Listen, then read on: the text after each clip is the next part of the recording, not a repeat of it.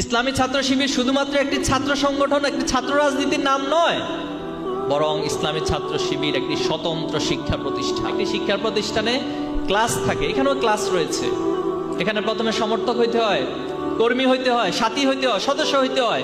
এরপরে তাকে উচ্চতর সিলেবাস, সদস্য হওয়ার পরে থেমে যায় না, বরং তাকে একটা রাস্তা দেখিয়ে দেওয়া হয়। সেই রাস্তা হচ্ছে জ্ঞানের চূড়ান্ত শীর্ষ জায়গায় নিজেকে নিয়ে যাওয়ার জন্য আপ্রাণ প্রচেষ্টা চালিয়ে যাওয়া। সেই রাস্তা মানে হচ্ছে সিরাতুল মুস্তাকিমের পথে নিজের জ্ঞান আমলকে সমৃদ্ধ থেকে সমৃদ্ধ এবং এটার একটা উচ্চতর মানে নিজেকে পৌঁছে নেয়া। এটার নাম হলো ইসলামী ছাত্র শিবিরের ক্লাস। এখন আসেন, ইসলামী ছাত্র শিবিরের সিলেবাস আছে? আছে, আছে। এই সিলেবাসে কি আছে?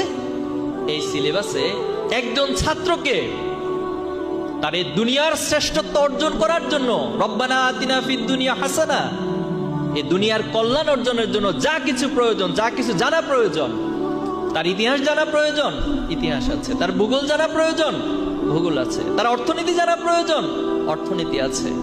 তার সায়েন্স জানা প্রয়োজন, সায়েন্স আছে। তার শিল্পকলা সাহিত্য জানা প্রয়োজন, এখানে সমাহার রয়েছে। প্রিয় ভাই, এরপর এখানে ক্লাসের ব্যবস্থা আছে, আছে, আছে। কি ক্লাস? কোরআন ক্লাস। আমরা বলতেছি কোরআন ক্লাস, কোরআন তালিম।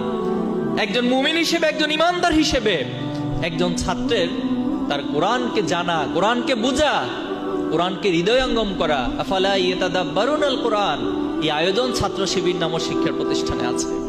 এখানে সামষ্টিক পাঠ রয়েছে, যার মধ্য দিয়ে তিনি তার মেধা এবং তার মেধার বিকাশ ঘটাতে পারেন। এখানে একজন ছাত্রকে শিক্ষামূলক অংশগ্রহণ, ক্যারিয়ার গাইডলাইনমূলক প্রোগ্রাম আপনার জন্য আয়োজন রয়েছে। আপনি দুনিয়াতে ভালো ক্যারিয়ার করতে চান, আপনি ভালো রেজাল্ট করতে চান একাডেমিকলি, আপনার জন্য চমৎকার গাইডলাইন রয়েছে।